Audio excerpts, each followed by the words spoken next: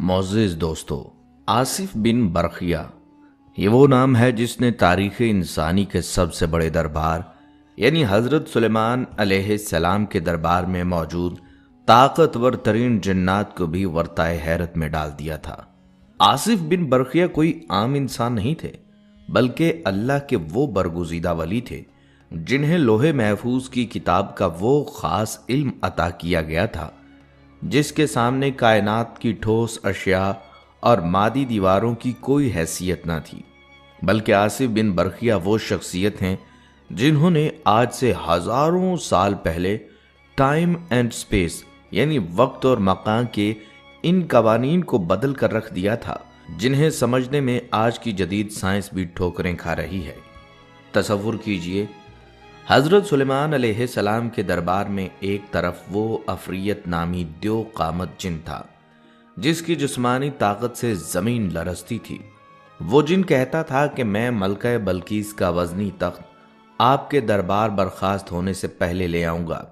लेकिन दूसरी तरफ अल्लाह का वो वली खड़ा था जिसने साइंस के इस तसव्वुर को, जिसे हम आज टेलीपोर्टेशन कहते हैं, पलक झपकने में हकीकत बना दिया था। क्या आप जानते हैं कि जब जिन्नात की मादी ताकत हार गई तो आसिफ बिन बरखिया ने वो कौन सा खुफिया इस्म आज़म पढ़ा था, वो कौन सी फ्रीक्वेंसी थी जिसने हजारों मील का फासला सेकंड के 1000वें हिस्से में मिटा दिया। और इस हैरान कुन वाक़े के पीछे छुपे वो कौनियाती राज क्या हैं जो आज के दौर के बड़े बड़े फिजिक्स दानों को भी सोचने पर मजबूर कर देते हैं। दोस्तों, आज की इस वीडियो में हम आसिफ बिन बरखिया की जिंदगी के उन पुरस्रार गोशों की गहराई में उतरेंगे कि आखिर वो कौन सा इल्म था, वो कौन सी ताकत थी और यमन से फलस्तीन तक का हजारों मील का सफर एक आंख के झपकने में कैसे तय हुआ। मुअज़्ज़िज़ दोस्तों, वीडियो का एक एक सेकंड आपके ईमान को ताजगी बख्शेगा, क्योंकि आज आप तारीख के उस अजीम तरीन वाक़े को एक बिल्कुल नए और दिल छू लेने वाले अंदाज में देखने और सुनने जा रहे हैं। बस आपसे गुजारिश है कि इस वीडियो को लाइक और शेयर ज़रूर करें ताकि ये ईमान अफरोज़ मालूमात पूरी दुनिया तक पहुँचें और इंसानियत को इस इल्म इलाही की असल ताकत का अंदाज़ा हो सके जिसके सामने दुनिया की हर मादी ताकत हीच है। तो चलिए शुरू करते हैं दरबार सुलेमानी का वो मंजर जब कायनात ने एक बहुत बड़ा मौजज़ा देखा। मुफस्सिरीन बयान करते हैं कि हज़रत सुलेमान अलैहिस्सलाम की बादशाहत कोई आम इंसानी सल्तनत नहीं थी, बल्कि ये एक ऐसी हुक्मरानी थी जिसके सामने कायनात के कवानीन सर झुकाते थे। आप अलैहिस्सलाम ने अल्लाह से वो दुआ मांगी थी जो रहती दुनिया तक मौजज़ा बन गई और अल्लाह ने कायनात का जर्रा जर्रा आप अलैहिस्सलाम के ताबे कर दिया। आप अलैहिस्सलाम के दबदबे का ये आलम था कि आप अलैहिस्सलाम के लश्कर में सिर्फ इंसान ही नहीं शामिल थे, बल्कि हैबतनाक और द्यो कामत जिन्नात की लंबी सफ़ें हाथ बांधे खड़ी होती थीं। वो जिन्नात जिनसे आम इंसान खौफ खाता है, हज़रत सुलेमान अलैहिस्सलाम के एक इशारे पर मुश्किल से मुश्किल काम पलक झपकने में मुकम्मल कर देते थे। सिर्फ जानदार ही नहीं बल्कि कायनात की बेजान चीज़ें भी आप अलैहिस्सलाम के हुक्म की पाबंद थीं। अल्लाह ने हवाओं के रुख आप अलैहिस्सलाम की तरफ मोड़ दिए थे। जब आप अलैहिस्सलाम चाहते हवा को हुक्म देते और वो आप अलैहिस्सलाम के तख्त को उठाकर महीनों का सफ़र मिनटों और घंटों में तय करवा देती। कुदरत इलाही से आप अलैहिस्सलाम के लिए तांबे के चश्मे जारी कर दिए जाते थे ताकि आप अलैहिस्सलाम तामीराती काम कर सकें। हिकमत व दानाई का ये आलम था कि अल्लाह ने आप अलैहिस्सलाम को परिंदों की बोलियां सिखा दी थीं। चरिंद परिंद जिन्नात और इंसान, गर्ज ये कि कायनात की कोई ऐसी ताकत न थी जो अल्लाह के हुक्म से हज़रत सुलेमान अलैहिस्सलाम के ज़ेरे असर ना हो। आप अलैहिस्सलाम का सफ़र जब शुरू होता तो एक ख़ास जाहो जलाल और रोब के साथ होता, जहाँ हर मखलूक अपनी अपनी जिम्मेदारियों में मसरूफ़ नज़र आती। हज़रत सुलेमान अलैहिस्सलाम का ये अजीम शान लश्कर जब ज़मीन पर सफ़र करता तो इसका नज़्म ज़ब्त देखने के लायक होता। आप अलैहिस्सलाम अक्सर ज़मीन की सैर और मुआयने के लिए निकला करते थे। दौरान सफ़र जब कभी पड़ाव डालने का वक्त आता तो सबसे पहला मसला पानी की तलाश का होता। इस काम के लिए आप अलैहिस्सलाम परिंदों को हुक्म देते کہ وہ بلندیوں سے اڑ کر دور تک دیکھ کر آئیں کہ زمین کی تہوں میں یا دور دراز مقامات پر پانی کہاں موجود ہے۔ روایت میں آتا ہے ایک مرتبہ حضرت سلیمان علیہ السلام پورے جاہو جلال کے ساتھ لشکر سمیت تشریف لے جا رہے تھے۔ آپ علیہ السلام نے اپنی مخصوص بصیرت سے پرندوں کی صفوں پر نظر ڈالی تو کیا دیکھا، پرندوں کے درمیان موجود ہدہد اپنی جگہ موجود نہیں۔ ایک نظم و ضبط والے حکمران کی طرح آپ علیہ السلام کو اس طرح کی بلا اجازت غیر حاضری پر بہت ناراضگی ہوئی۔ آپ علیہ السلام نے دریافت فرمایا، یہ ہدہد کب سے غائب ہے؟ حضرت سلیمان علیہ السلام نے وہاں موجود پرندوں اور اہلکاروں کو تنبیہ کرتے ہوئے فرمایا، اگر تو وہ کسی وجہ سے غائب ہوا ہے تو خیر ہے، لیکن اگر بغیر کسی ضروری کام کے اپنے ڈیوٹی سے چھٹی کی ہے تو یاد رکھو میں اسے ایسی سزا دوں گا جو اسے یاد رہے گی، یہاں تک کہ میں اسے ذبح کر دوں گا۔ ابھی حضرت سلیمان علیہ السلام کی ناراضگی کی گونج فضا میں موجود تھی کہ کچھ ہی دیر گزری تھی کہ ہدہد لشکر میں واپس حاضر ہو گیا۔ جیسے ہی وہ پہنچا دوسرے پرندوں نے اسے گھیر لیا اور خوف زدہ لہجے میں کہا، اے ہدہد اپنی خیر مناؤ، آج تم نے بہت بڑی غلطی کر دی۔ بادشاہ سلامت تم پر بہت غصہ ہیں اور تمہاری غیر حاضری پر تمہارے قتل کا ارادہ فرما چکے ہیں۔ یہ سن کر ہدہد کانپ اٹھا، مگر اس نے ہمت جمع کی اور پوچھا، کیا بادشاہ نے صرف ذبح کرنے کا حکم دیا ہے یا کوئی اور بات بھی ارشاد فرمائی ہے؟ اسے اپنی صفائی پیش کرنے کی فکر تھی، کیونکہ وہ جانتا تھا کہ وہ ایک عظیم مقصد کے لیے گیا تھا۔ دوسرے پرندوں نے اسے تسلی دیتے ہوئے کہا کہ بادشاہ سلامت نے یہ بھی فرمایا ہے، اگر ہدہد نے اپنی غیر حاضری کی کوئی معقول وجہ یا کوئی ٹھوس دلیل پیش نہ کی تب اسے ذبح کیا جائے گا۔ یہ سن کر ہدہد کو کچھ اطمینان ہوا، کیونکہ اس کے پاس ایک ایسی خبر تھی جو پوری سلطنت اور دعوت حق کے لیے بہت اہم تھی۔ جب ہدہد کو حضرت سلیمان علیہ السلام کے دربار میں پیش کیا گیا تو اس نے ڈرنے کی بجائے ایک پر اعتماد لہجے میں عرض کیا، اے بادشاہ، میں آپ کے لیے ایک ایسی خبر لایا ہوں جس کا آپ کو علم نہیں۔ میں قبیلہ سبا کی ایک بالکل سچی اور پکی خبر لے کر آیا ہوں۔ ہدہد نے بتایا کہ جس قوم کو وہ دیکھ کر آیا ہے وہ سبا ہے، جو یمن کے علاقے میں آباد تھی۔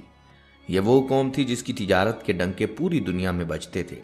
ان کی دولت اور عظمت کا یہ عالم تھا کہ یونانی مورخین انہیں دنیا کی سب سے مالدار قوم کہتے تھے۔ ان کا قبضہ یمن سے لے کر افریقہ کے ساحلوں تک پھیلا ہوا تھا اور ہندوستان و عرب کی تمام تر تجارت انہی کے ہاتھوں میں تھی۔ ہدہد نے مزید تفصیلات بتاتے ہوئے کہا، اے میرے بادشاہ، میں نے وہاں دیکھا کہ اس قوم پر ایک عورت حکمرانی کر رہی ہے۔ اللہ نے اس قوم کو ہر طرح کی آسائش اور ساز و سامان دے رکھا ہے، اور اس ملکہ کا تخت اتنا عظیم الشان اور بڑا ہے کہ اسے دیکھ کر عقل دنگ رہ جاتی ہے۔ لیکن اس مادی ترقی کے پیچھے ایک بہت بڑا المیہ چھپا تھا۔ ہدہد نے رنجیدہ ہو کر کہا، اتنی نعمتوں کے باوجود میں نے دیکھا کہ وہ ملکہ اور اس کی قوم اللہ کو چھوڑ کر سورج کے سامنے سجدہ ریز ہیں۔ شیطان نے ان کے برے اعمال کو ان کے لیے خوشنما بنا دیا ہے۔ اتنی نعمتوں کے باوجود میں نے دیکھا کہ وہ ملکہ اور اس کی قوم اللہ کو چھوڑ کر سورج کے سامنے سجدہ ریز ہیں۔ شیطان نے ان کے برے اعمال کو ان کے لیے خوشنما بنا دیا ہے اور انہیں راہ حق سے بھٹکا دیا ہے۔ وہ اس اللہ کو سجدہ نہیں کرتے جو آسمانوں اور زمین کی چھپی ہوئی چیزوں کو نکالتا ہے اور جو ظاہر و باطن کا جاننے والا ہے۔ اس کے سوا کوئی معبود برحق نہیں، وہی عرش عظیم کا مالک ہے۔ جب ہدہد نے قبیلہ سبا کی خبر سنی تو حضرت سلیمان علیہ السلام نے ایک عظیم حکمران اور نبی کی شان کے مطابق فوراً یقین نہیں کر لیا، بلکہ فرمایا، اے ہدہد، اب ہم دیکھیں گے کہ تو سچ کہہ رہا ہے یا جھوٹ بول رہا ہے۔ یہیں سے ہمیں یہ سبق ملتا ہے کہ کسی بھی بڑی خبر کی تصدیق سب سے پہلے ضروری ہے۔ آپ علیہ السلام نے ایک خط تحریر فرمایا اور حکم دیا، میرا یہ خط لے جا کر انہیں دے دو، پھر وہاں سے ہٹ کر دیکھنا کہ ان کا کیا رد عمل ہوتا ہے۔ ہدہد نے حکم کی تعمیل کی اور یمن پہنچا۔ روایات میں آتا ہے کہ جس وقت ہدہد وہاں پہنچا، ملکہ بلقیس سورج کی پوجا میں مصروف تھی۔ ہدہد نے خط اس مہارت سے ملکہ کے قریب گرایا کہ وہ بلقیس کے پاس تو پہنچ گیا مگر وہ لانے والے کو نہ دیکھ سکی۔ ملکہ بلقیس اس اچانک اور پر اسرار انداز میں خط ملنے پر मरूब हो गई कि आखिर ये खत यहां पहुंचा कैसे। इस मौजजाती अंदाज ने उसके दिल पर पहले ही कदम पर हैबत तारी कर दी। मलका ने खत पढ़ा तो उसके चेहरे पर फिक्र के आसार नुमाया हो गए। उसने फौरी तौर पर अपनी मजलिस शूरा का हंगामी इजलास तलब किया।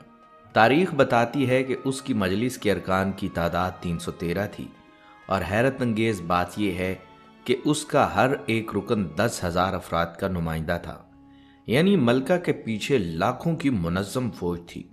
मलका ने अपने दरबारियों को मुखातिब करके कहा, ए अहले दरबार, मेरी तरफ एक निहायत अहम और मुअज़्ज़ज़ खत फेंका गया है जो फ़लस्तीन और शाम के अजीम फरमारवा सुलेमान अलैहिस्सलाम की तरफ से है। मलका ने इस खत की अजमत का एतराफ़ किया क्योंकि इसका आगाज़ बिस्मिल्लाहिर्रहमानिर्रहीम से किया गया था। मुफस्सिरीन लिखते हैं कि ये वही मुबारक अल्फाज हैं जिनसे अल्लाह की रहमत नाजिल होती है।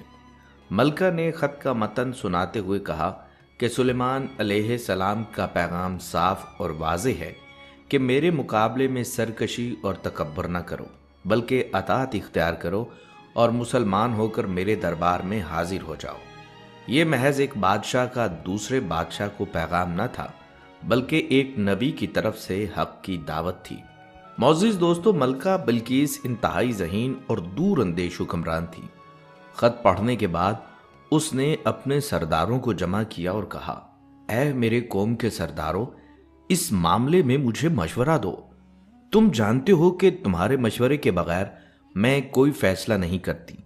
मलका का यह अंदाज उसकी सियासी पुख्तगी को जाहिर करता था। जब मलका ने खत सुनाया तो दरबारियों की गैरत जाग उठी। उन्होंने अपनी ताकत के ज़ोम में कहा, ए मलका, हम बहुत ताकतवर और जंगजू लोग हैं, हम लड़ने के लिए तैयार हैं। अब फैसला आपके हाथ में है कि आप हमें क्या हुक्म देती हैं। गोया वो जंग के लिए पर तोल रहे थे, मगर मलका बिल्किस जंग के अंजाम से वाकिफ थी।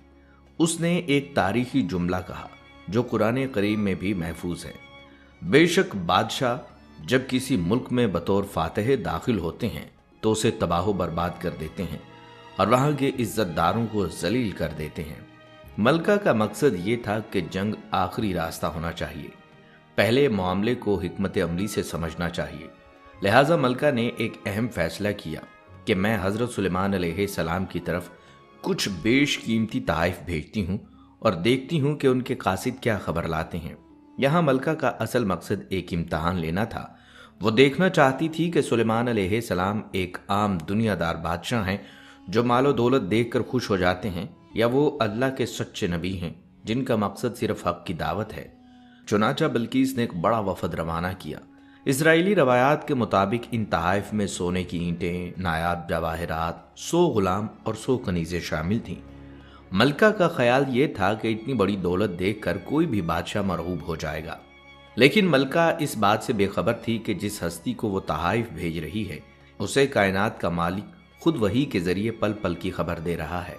अल्लाह ताला ने अपने नबी को इन तमाम तोहफ़ की तफसीलात कासिदों के पहुँचने से पहले बता दी थीं। लिहाजा हज़रत सुलेमान अलैहिस्सलाम ने जिन्नात को हुक्म दिया कि शहर में दाखिल होने वाले रास्ते पर सोने चांदी की ईंटों का फर्श बिछा दिया जाए। रास्ते के दोनों जानब सोने के अजीबुल खलकत जानवर खड़े कर दिए। वज़रा और अमाले सल्तनत की तमाम कुर्सियों को सोने का कर दिया जाए। दरबार को हीरे जवाहरात से मुज़य्यन किया जाए।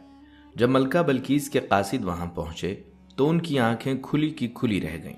वो जो तोहफ़े बड़े फ़ख्र से लाए थे, उन्हें इस अजीम शान सल्तनत के सामने देखकर वो दिल ही दिल में शर्मिंदा हुए और हज़रत सुलेमान अलैहिस्सलाम के रौब से मरऊब हो गए। उन्हें एहसास हो गया कि ये कोई आम बादशाह नहीं बल्कि अल्लाह का बरगुज़ीदा पैगंबर है। हज़रत सुलेमान अलैहिस्सलाम ने उनके लाए हुए तोहफ़ की तरफ देखा तक नहीं और बड़े जलाल के साथ फरमाया, क्या तुम लोग माल के ज़रिए मेरी मदद करना चाहते हो?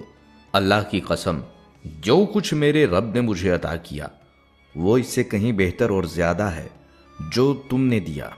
लिहाजा तुम्हारा ये तोहफ़ा तुम ही मुबारक हो, मुझे इसकी हाजत नहीं। आप अलैहिस्सलाम ने कासिदों को मुखातिब करके वो जुमला कहा जिसने मलका के ईवानों में लर्ज़ा तारी कर दिया। जाओ, अपने ये तोहफ़ वापस लेकर चले जाओ اور اپنی ملکہ سے کہنا کہ سلیمان علیہ السلام ایک زبردست لشکر کے ساتھ آئے گا جس کا مقابلہ کرنے کی تم میں طاقت نہیں۔ ہم تمہیں وہاں سے ذلت کے ساتھ باہر نکالیں گے اگر تم نے حق کو تسلیم نہ کیا۔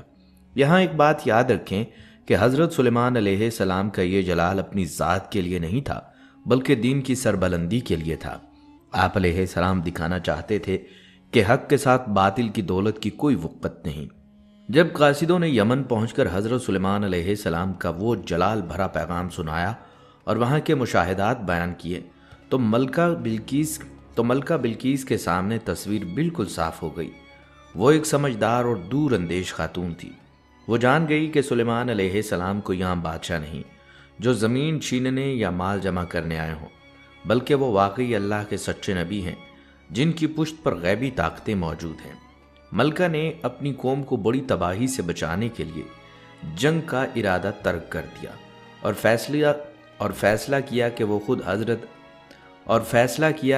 خود حضرت سلیمان علیہ السلام کے دربار میں حاضر ہو کر ان کی عظمت کا مشاہدہ کرے گی اور اپنی اطاعت کا یقین دلائے گی۔ چنانچہ اس نے اپنے ملک کا نظام سنبھالا اور ایک بڑے شاہانہ قافلے اور جاہ و جلال کے ساتھ فلسطین کی طرف روانہ ہو گئی۔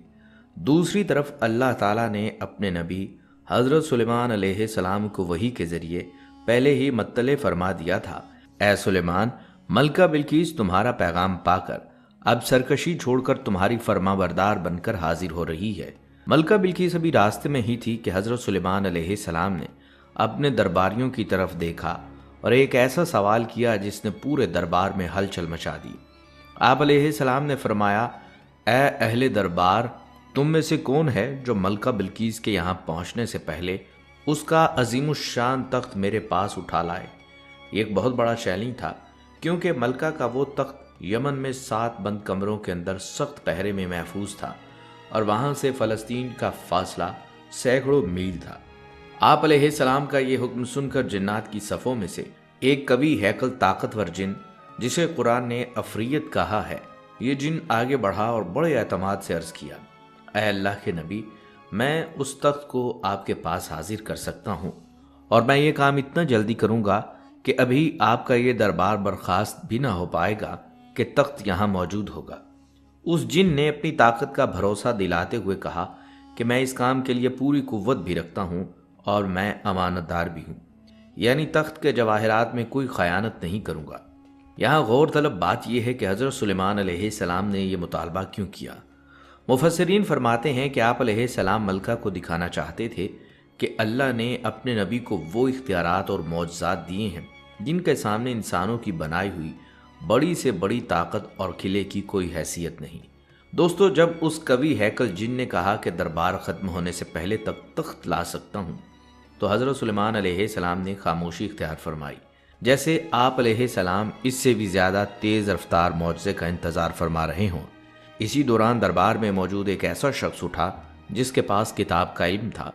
مفسرین لکھتے ہیں کہ یہ حضرت سلیمان علیہ السلام کے وزیر اور سچے امتی حضرت آصف برخیہ تھے۔ ان کے پاس کوئی جسمانی طاقت یا جنات جیسی ہیبت نہ تھی، بلکہ ان کے پاس کلام اللہ اور اسم اعظم کی طاقت تھی۔ اس مرد مومن نے عرض کیا، اے اللہ کے نبی، میں وہ تخت آپ کے پاس اتنی جلدی لا سکتا ہوں کہ آپ کی آنکھ جھپکنے یعنی پلک مارنے سے پہلے وہ یہاں موجود ہوگا۔